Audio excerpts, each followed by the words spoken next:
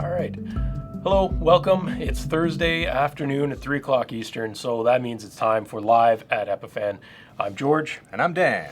And today we have a great topic that we want to discuss, but first, as always, please, any comments, questions, all those things, put them in the various things. We're live on YouTube and Facebook right now. Choose your preference. My preference is YouTube. 1080p right now. Yeah, well, it does have those advantages. Or 4K. Not today. But, Not today, but it's possible. Yeah. So what are we talking about today? So today we're actually going to be talking about USB video capture cards, like this one, the AVIO 4K. So we're going to sort of knock down the 5 W's, the who, what, where, when, why, and how. I guess that's an H. All about USB video capture cards. Exactly. So if you have any questions about video capture cards, this is the time to ask them. Yeah. And George, you're quite an expert on this subject, so be interested to hear your knowledge on this. Yeah, and this is a pretty big topic, so I don't know, get your popcorn and your snacks and stuff and settle in. But definitely this is one that does deserve a lot of questions, so please don't hesitate to throw them in there, and we'll do our best with the time we have. But before we get into that topic, we do have a few news items we wanted to cover. First of all, wanted to let you guys know we have recently launched the Epiphan Community Forum. So if you go to epiphan.com/forum, we actually have a really great forum there to discuss all things video, whether it's video capture devices like these capture cards. We can talk about the Webcaster X2, Pearl. Our experts are there in the forum to answer any of your questions, to interact. It's a great place also just to share some best practices as well as share your streams if you want to show off what you've been doing lately. It's a great place for that. So please check it out at epiphan.com/forum. Also, Epiphan U. This is a new video series that we just launched, and you can see the first video on our YouTube channel. It's going to be a great place to learn all kinds of in-depth topics about how to do certain things with many of our Epiphan products, guides. If you want to learn how to do all of the little things with layouts, learn how to live stream, learn how to make the most out of all of your technology, Epiphan U is going to be a great series. So we're going to have coming out, I think, every week on Wednesday. Yep. And there will be a YouTube playlist that you can check to stay on top of everything that's happening with Epiphan U. Yeah, I'm really looking forward to that because it, in some ways, hopefully will make my job easier because we'll have these pre-recorded pieces on showing you guys how to do a lot of the little ins and outs. And so I think it would be great to be able to share that with our customers. Yeah, I'm definitely really looking forward to it as well. And it's been something people have been asking about for a long time. So we're doing it. It's coming. Keep an eye out. Last bit, NAB New York. That's coming up October 18th and 19th. Epiphan will be there with all the various different pieces of equipment along with our staff. So if you're in New York, planning on attending, or now maybe you are, definitely stop by, check us out. We'll have a booth there with all our different equipment, and we can chat with you about your projects, how to use our equipment, and what might fit the best. So NAB New York. Excellent. Yeah, NAB New York. That's going to be a great event. Yeah. So why don't we dive into our main topic? So we're going to be talking about USB video capture cards. And, I'm sort of familiar. I've seen these around the office. I would hope so. These little, I don't even know how to describe the shape. They're like little handheld portable devices and different colors. Yeah. And there's more to it than that, obviously. A lot more. And that's the purpose of today's show, is to really dive into that. And so when we were looking at this topic, we wanted to kind of structure it from, I was thinking about, how do we talk about these? And the best way I could think of was almost from a journalist perspective and take the W5 approach. The who, what, when, where, why. And we're going to have to put the how in there as well. So that's basically how we're going to try and break this down. So Epiphan has been making capture cards for a long time. It's how the company really started in its early history. We were one of the first companies to have a USB-based capture card and definitely a VGA-based USB capture card a long time ago. Obviously, as technology has evolved, so have our products. And so we have a whole big line now for different signal types that are available. But who are these products for? What do you use them for? That's the biggest question. And I think your, kind of curiosity when you see these devices is quite normal. And a lot of people look at it and go, okay, but why? So to start with, I guess we'll talk about our AVIO line of products because they are some of the easiest to use. And so from a who perspective, who uses a capture card and what is a capture card? So a capture card is anything where we're going to take a video signal, maybe from a camera like my Logitech G20 sitting here, and bring it into a computer. Now that could be with USB, as these examples we have up here are. That could be a PCI Express card installed in a desktop. There's a lot of ways that term capture card could be applied. Today, USB is becoming one of the more primary interfaces for this because laptops are really taking over as people's primary computer. Yeah, definitely. I mean, the internal capture cards, I used to see them around a lot more in computer stores and that, but you can't put a PCI card into a laptop. Exactly. And the other reason is that with newer, more modern bus technologies like USB 3, Thunderbolt, and these other things, we now actually have the speed over these external connections to do a really good job. It used to be that just wasn't feasible. So the other nice part that adds to is obviously portability, and that's sort of some of these things. So who would use a capture card? Well, anybody that needs to get a video signal into their computer. It's as simple as that. And that could be any video signal. I mean, right now we've got a camera sitting here, but it doesn't have to be a camera. It could be anything that produces, it doesn't even have to necessarily be video. It could be just a PowerPoint presentation or something. Exactly, or specialized equipment. And that's the beauty of these. Now, choosing the right model for the video signal you intend on capturing is important, and that's why you see so many different variants here. But if I need to capture maybe the output from a camera or maybe the output from a different computer, then I would look at using a capture card to get that into my computer. What I do with it from there is almost a separate subject, and we'll definitely touch on that and show you some examples. But from the basics, that's what they're for. They're for anyone who needs to get the video signal into here. Mm-hmm. Now, one of the common things I run into a lot is people say, yeah, but my laptop has an HDMI port on it. Why would I need this? Well, because that's an output. It's not an input. Yeah. So without this, you have no way of getting the video signal in here. Computers do not come with video signal inputs. Why is that? Well, it's not necessary for 99% of the people, but also it's cost prohibitive, right? I mean, it's a totally different technology for input versus output. Mm-hmm. And so it wouldn't really make sense to integrate it into a laptop. You're adding extra pieces that most of the people buying it aren't going to use. Building in a webcam is one thing, but this is a totally different piece. There's also a lot of different kinds of video signals, right? Yes, and that's which one do you choose? So some of the examples we have up here, if we look at the AVIO, its third brother isn't on the table at the moment, but we have 3 different variants of the AVIO family. The first one is the AVIO HD. We also have the AVIO SDI and the AVIO 4K. Breaking those down, they all function essentially the same with different inputs. And you'll see this with any capture cards. What video signal input does it have? With the HD model, it has a DVI-I interface on it. This means that we can take, using simple adapters like this one, we can take in HDMI, VGA, or DVI.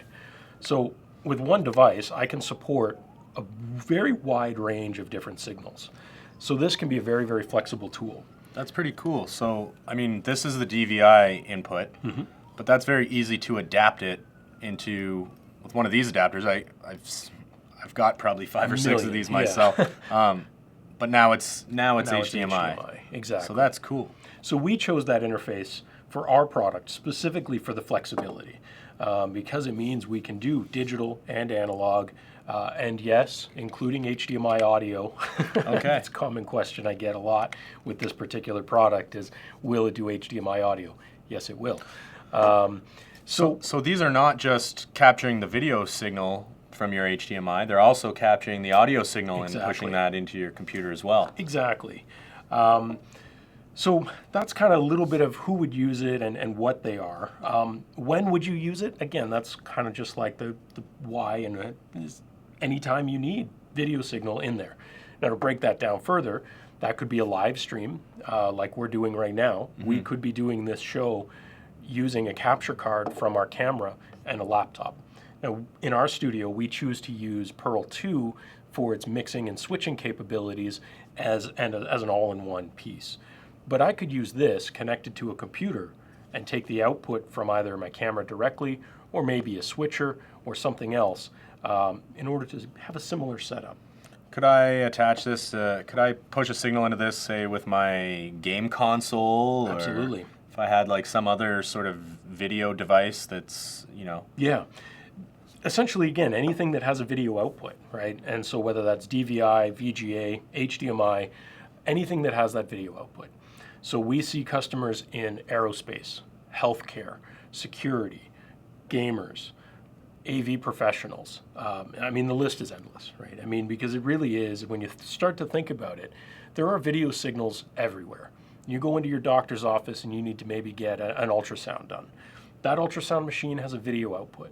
If for some reason, maybe they needed to do a remote consultation with someone, they could use a device like this to capture that ultrasound signal, bring it into their computer, dial someone in Skype, and share that signal through Skype using this device. Very interesting. Okay, so Skype. So once I connect this via USB into my computer, how does the computer interpret what is coming into it? How does the computer see this device? Do you need drivers or software? How does that work? So the magic of the AVIO series is that on this side, the video input side, your camera or whatever computer video source you have thinks this is a monitor.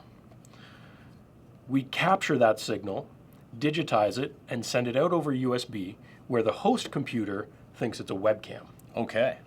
So this gets treated exactly like a webcam on your host computer. So any application, software that uses a webcam, like Skype, will see this, and therefore whatever your input is as a webcam. There's actually a lot of software on my computer that you can use with a webcam. I think, I mean, the most obvious is Skype, probably, but it's a common one. I've used OBS, Open Broadcaster software, to do some game streaming, some recording as well. I've also seen, some video editing software where you can just bring your webcam directly into your video editing timeline if you want to. Exactly. It's less common, but it's starting to become a bigger thing for sure. And we'll dive into some of those examples that you just mentioned. Actually, I have some of them ready. And why would you use this and where would you use it? I mean, it's, again, those things. You've got to get that video signal to record it, stream it, maybe just take still snapshots. I mean, there could be any number of reasons you need it.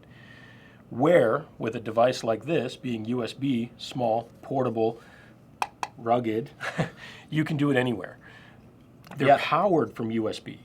So my laptop running on its battery right now will power this device. So I don't need to plug into the wall anywhere. That's pretty cool. So I don't need to use batteries. I don't need to plug in. This thing can just literally grab and go, throw it in your backpack, take it with you. Right. I mean, the other thing that's nice about this being an external portable card is that, I can use this on any computer, not necessarily my desktop workstation, for example. I could go and use it if I'm going to a location or an event or somewhere where I know I'm going to need to try to record some video off a screen. I could just take this with me and I'm ready to go. Exactly. And so we'll kind of talk about this guy a little later.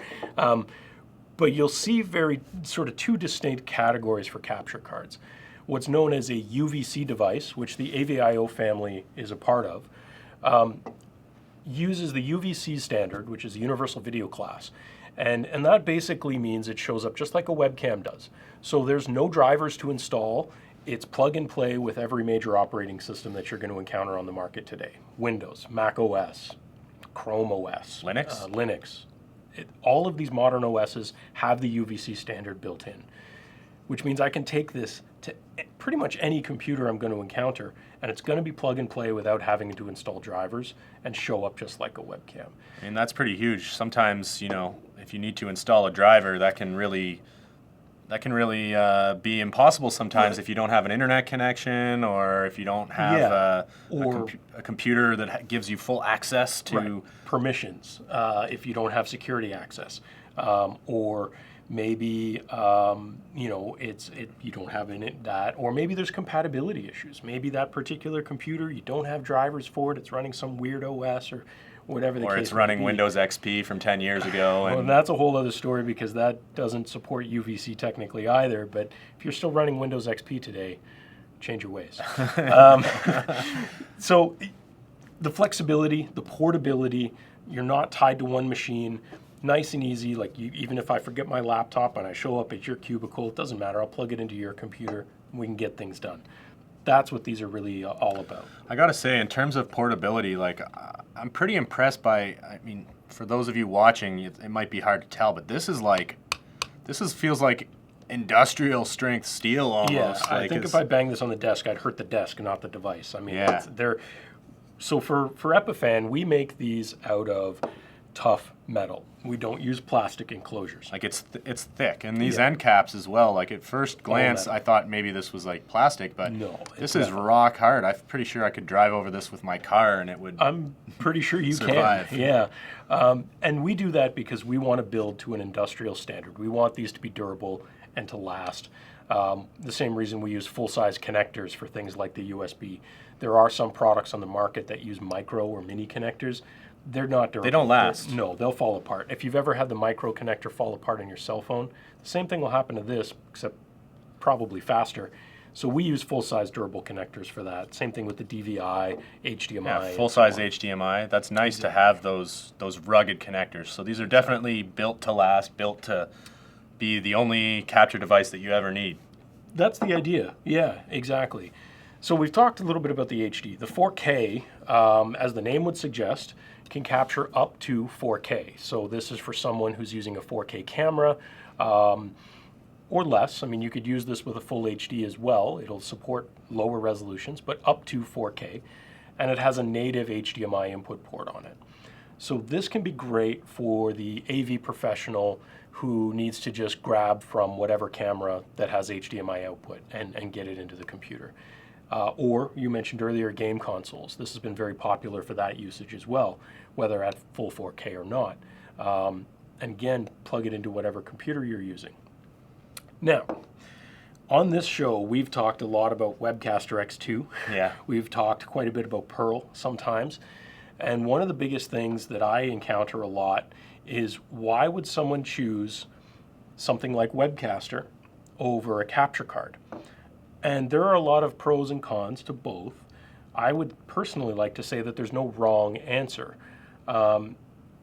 If you're going to be doing, let's say, 4K through this device and trying to live stream that to YouTube, you're going to have a pretty powerful laptop to do that. I mean, we're talking full quad-core i7 kind of thing, right? So you're combining the cost of this device to the cost of maybe a $1,500 to $2,000 laptop in order to really do it effectively. HD, you can get away with less, for sure, because it's just less to compress. But that's something to keep in mind. Yeah. If you already have that laptop, then adding a piece like this is nice and easy. But then there's the software component. These devices are just getting the signal into your computer. Then what? Right. You have some decisions to make from there. Right, and that's where the how comes into it. So let's get into that in just a second, George. We've got a few questions coming in. Sure. Henry was asking, are there any power sequencing requirements for AVIO on USB? No. Whether you plug in the input first, as you see I have here coming from the G20 and no USB plugged in at the moment, or whether I plug that in after, it doesn't really matter. And I'm actually going to plug it in right now. So right now you see there is an LED on the back of the AVIO. So Dan, you can see that there. Yeah. When I plug it in, you'll see that it only takes it's already less than half a second, and I now have a blue LED. Right. That blue LED is telling me that this is being detected successfully by the computer in USB 3 mode. Okay. If this came up as green, I would only be getting USB 2 mode.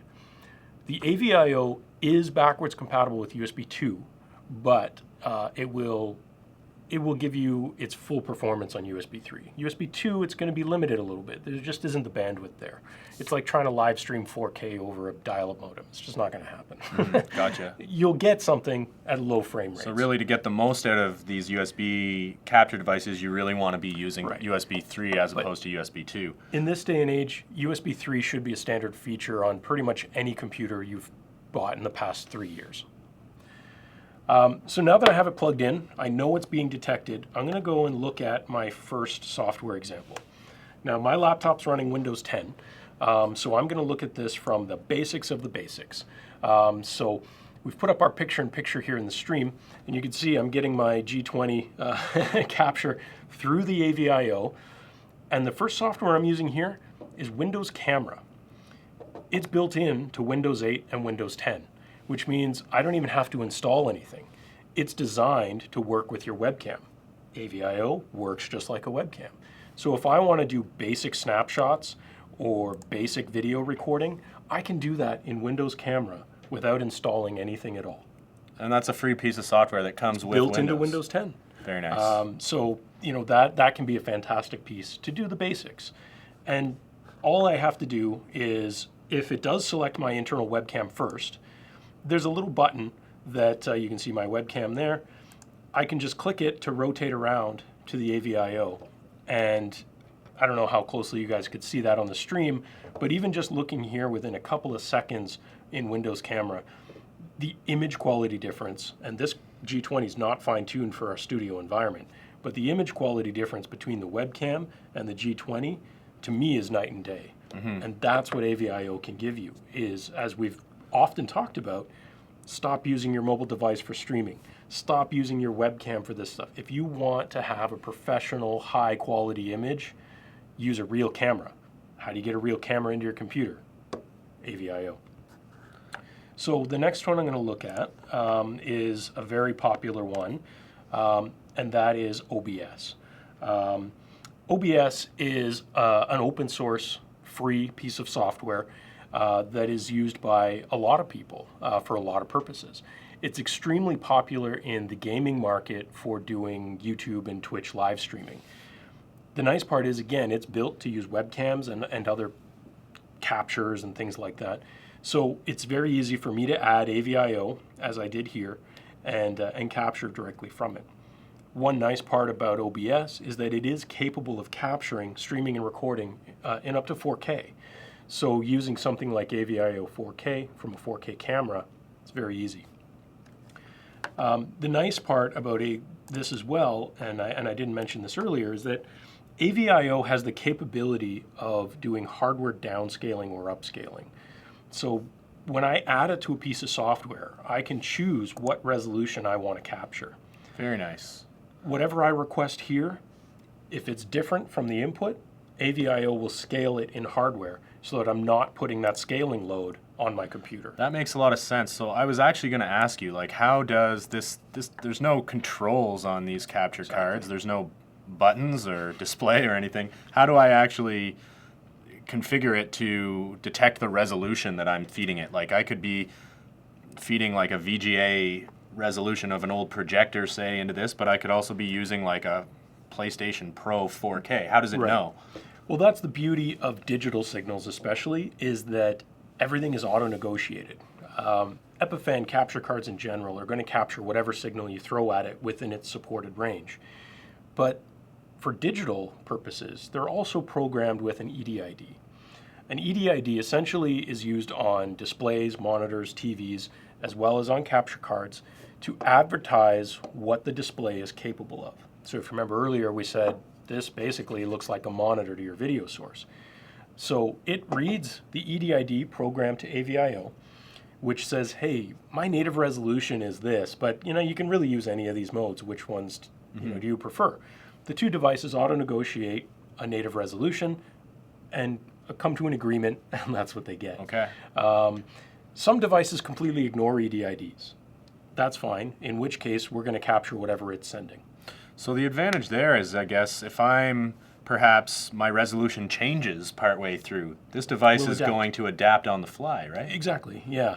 Now, some software doesn't always adapt on the fly because it does automatic things, but again, the scaling built into AVIO can help counteract for that.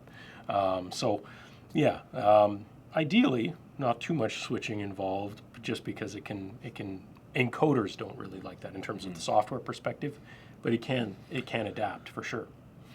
So one of the other ones I was going to look at is, what if OBS, which is an extremely powerful piece of software, or Wirecast is a great alternative of that that's very popular in the professional circles. What if that's a little bit too cumbersome for someone who's just starting out, getting a little bit inexperienced? Well, the good news is, again, because I can do things just like a webcam, I could actually do, let's say, a Facebook live stream directly in my browser without anything else. Really? So I have Facebook loaded up here in my web browser. As part of the sharing options, there's live video, right? If I click on that, I'm using Chrome in this case, but Chrome will support webcams. Look at that. So as soon as I load it up, AVIO is my selected webcam in the Chrome settings, and I could do a live stream from the G20 straight to Facebook Live, or basically anything else that'll do live in a web browser, straight from that way, without the need for OBS or Wirecast or these other things. So simplicity, flexibility, it's kind of all there. That's extremely easy. I mean, all you had to do was plug it in, Yeah. go to Facebook as usual, write it in your post, click, and I could just click go live. stream, and you're going live right away. And you'll notice here in the settings, not only do I have my camera setting, but I also have my audio setting. So if I have a different audio source, I could choose that. Or in this case, you can see that we're getting audio from the G20 through the AVIO and using its built-in microphones. That's very nice. So if you wanted to use the high quality microphone right in your camera, Exactly. you could do that. Yeah, but maybe I'm wearing a headset and I want to use that's plugged into USB or the mic jack on the laptop. I could select that audio device alternatively. So again, a lot of flexibility in the way that AVIO shows up as a video device and an audio device for two different selections. That's pretty cool. So there are some I like other pieces out there. I won't talk too much about them, but one I stumbled across the other day that a customer actually mentioned to me is Lightstream, GoLightstream.com.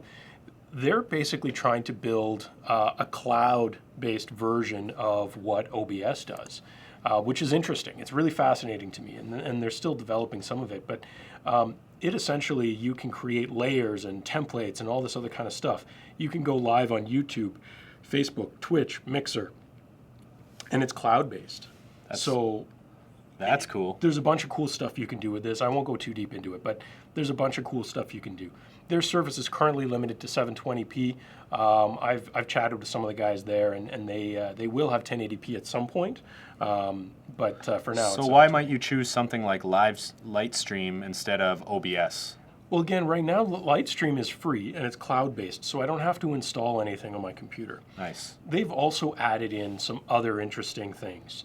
It's honestly very similar in sort of maybe the end goal, but they've added something where I could add a different video source from a small desktop app that you can install so that your computer could install that app, do a screen share or computer share from yours, but I could ingest it into my stream here. Nice. And run it through the cloud. So you can actually bring essentially multiple endpoints into one cloud, mix and switch. So it's kind of a cool thing. Yeah, that's cool. So I could have my video capture card, you could have yours. We both got our good cameras, and then I could do a combine side-by-side. our signals on in the cloud and do a side-by-side show. Exactly. It's pretty neat. So there's some cool stuff that they're working on.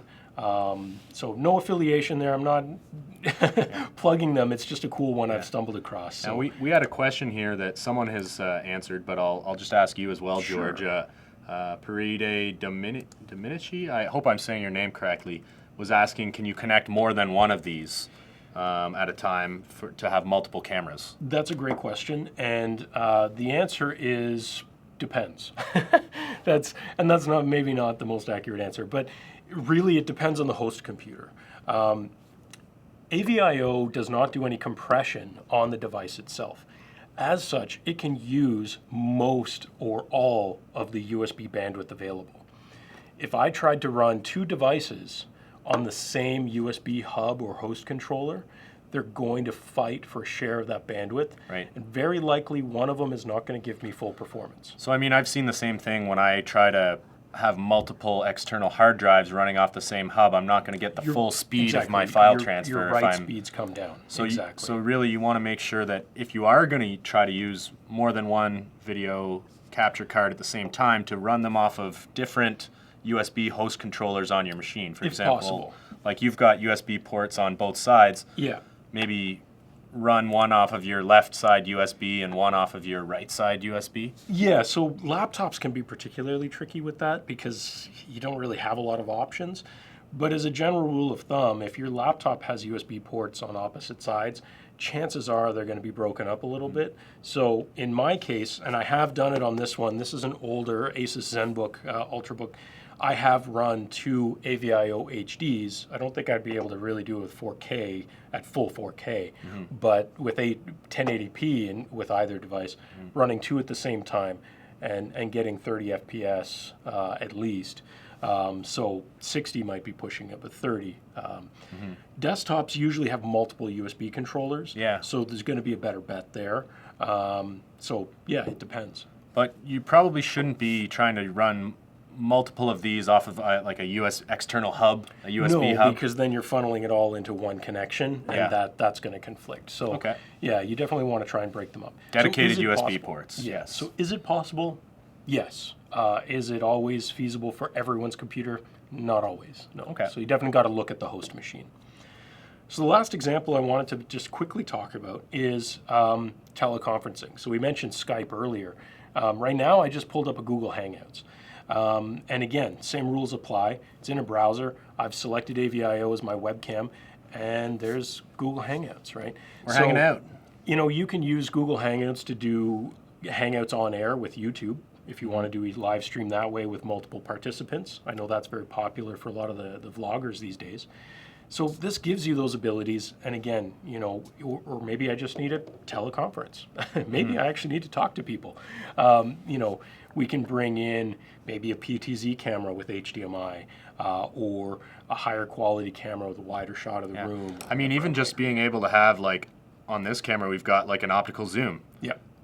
Webcams don't have that. Right. Right? Just but having also being able to fine tune it. Like right now, we mentioned this one's not fine tuned for our lighting in here, but I can adjust aperture. Like you know, I can go in here and mess with the balance. white balance a little bit. Like, let's try changing it just for the fun of it, but we'll go to like something else there. Our white balance a bit more adjusted. I'd want to dial it in, obviously, for my lighting you can conditions. do that on a real camera. Yeah, yeah. So there's some good stuff there, and obviously manual focus, right? That can play a big role too.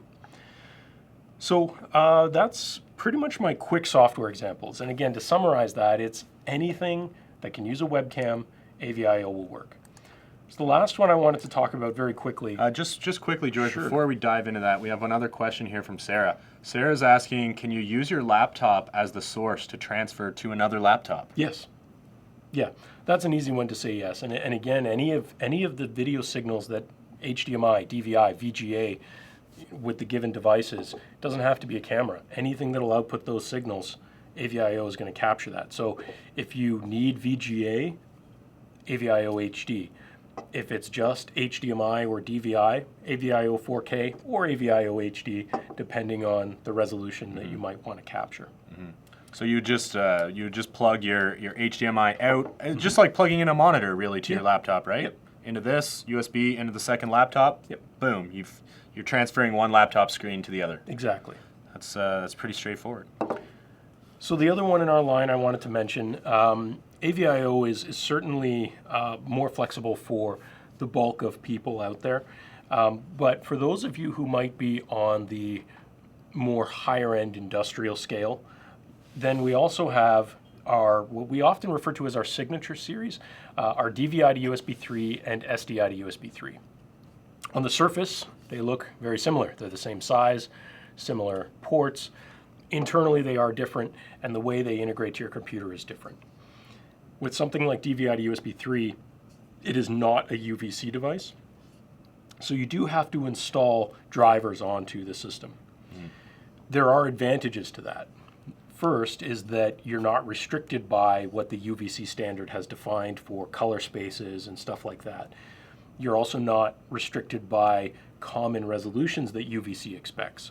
So if you have maybe a really odd, non-standard, custom timings, really weird VGA signal, this is going to be the better bet, because you can fine tune this through the drivers to do virtually anything, full color space, pixel perfect, lossless capture, so there are people, especially in the high-end industrial or medical side, that this is the better choice for them. And part of our drivers, we include a simple capture application as well. So something like this is for, like, if you're like a system integrator or you need to capture some strange video signal from a very customized device, you can fine-tune every detail of how this works. We include an SDK that's available for our drivers so that you can build your own application to integrate with the drivers. You can obviously build your own application to leverage UVC as well, but you're still restricted by the UVC standard, which is great, but it is intended for webcams. So you'll typically see color spaces like 422 and 420 on these. Whereas with this, I could do full RGB 24.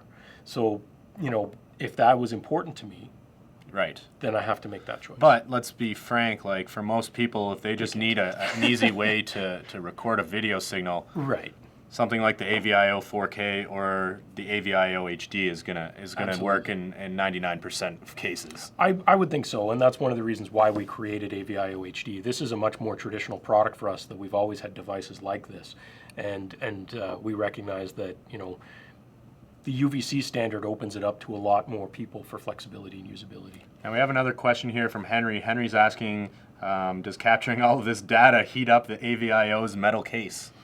It will be warm, but the case is designed to act as a heatsink. So if it does get warm, that's normal, and that's okay. That's what it's supposed to do. I noticed there are some vents here to help, on the 4K, help ventilate it. Yeah. And I got to say, I was testing this a little earlier. I did maybe feel it warm up a degree or two, but it wasn't anything too significant. No, I mean, your computer's going to be getting just as warm trying to do all that encoding. So, but no, it's relatively low power consumption. I mean, it's running off of a USB port, right? Exactly. So. Yeah, it's running off 5 volts, so it's not going to be huge. Okay. But I think that covers it. But really, if you guys have any questions about that, continue to put them into chat while we're still on the air. But check out our forums if you do have more questions. Post in there, and happy to answer them there. Send us an email, jump on live chat on our website. Myself and my team in support, we're happy to address those. Share what your use case might be, and we can help you figure out which one of the models would be the best fit. So if you were I was gonna ask you to sort of summarize I was just doing a Google search before we came on this show for USB capture cards, and it seems like there's quite a few options as a consumer when you go to buy a USB capture card. What makes these AVIO capture cards unique? What is going to be the reason that you'd choose this over maybe something else? So I think we kind of touched on most of those points earlier. We have focused around trying to build flexible, durable products. We want to make sure this is something that's going to last.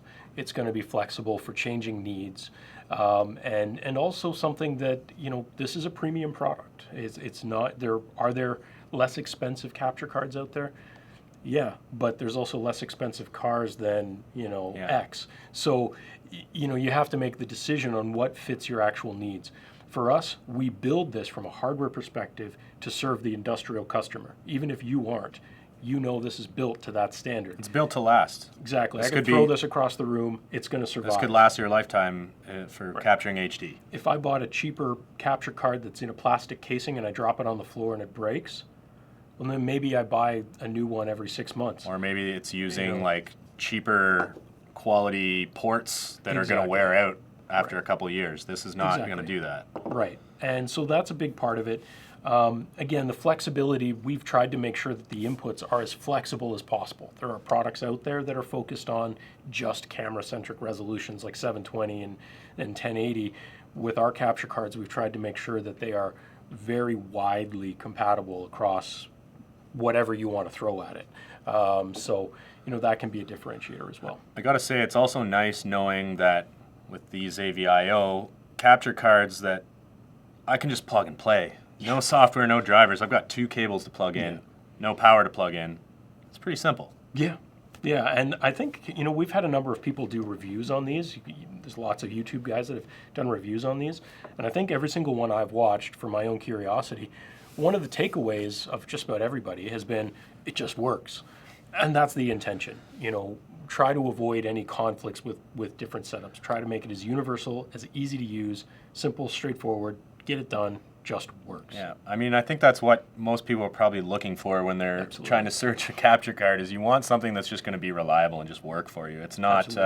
It's not like you're looking for necessarily all kinds of fancy features and software. You just need to get that signal in, right? And then from what you do with it from there is up to you. Right, and some of those examples I went through from a software perspective, there's a software that's going to fit your level, right? Whether it's complex things like Wirecast and OBS, whether it's simplicity like Windows Camera or doing a Facebook stream in your browser, right? There's a level of software to fine tune to your level as well. This just gets you that magic bridging between here and here. Great. Well, I think we've really covered that in depth, so thanks for that, George. Should let you guys know, thank you so much for interacting with us in chat today. It's been great. As always, you can always ask us questions, or if you maybe a little more shy, you can email us live@epiphan.com. Also, once again, just remind you to check our community forum, epiphan.com/forum. It's a great place to get all the latest information about Epiphan products, but also if you want to share your live streams and if you want to be a part of the video capture and streaming community that we're building, we'd be happy to see you there. Yeah. And as always, we're going to be here every single Thursday afternoon at 3 p.m. Eastern. What do we have next week? Next week we have, well, there's a couple different topics. We're not going to necessarily reveal them yet, but we will be talking again about some live streaming related topics. We haven't really fully figured that out yet, which we're going to be diving into. We have a few things that we're working on, so stay tuned for that. I know in the near future we're going to be talking about Vimeo Live. We're going to be talking about doing multi-streaming, so if you want to stream to Facebook and YouTube at the same time, how do you do that? So those are a few of the topics in the coming weeks. As always, if you have any topics you'd like us to cover, don't be shy. We'll talk about what you want us to talk about. So if there's something you want to learn about or something you want to understand better, let us know and we'll be happy to cover it on the show. Absolutely. Anything else? I think that covers it. As Dan said, throw us your questions and we're happy to answer them. Okay, so let's wrap it up there. Thanks so much for joining us and we'll see you again. Until next week, I'm Dan. I'm George. So long. Bye now.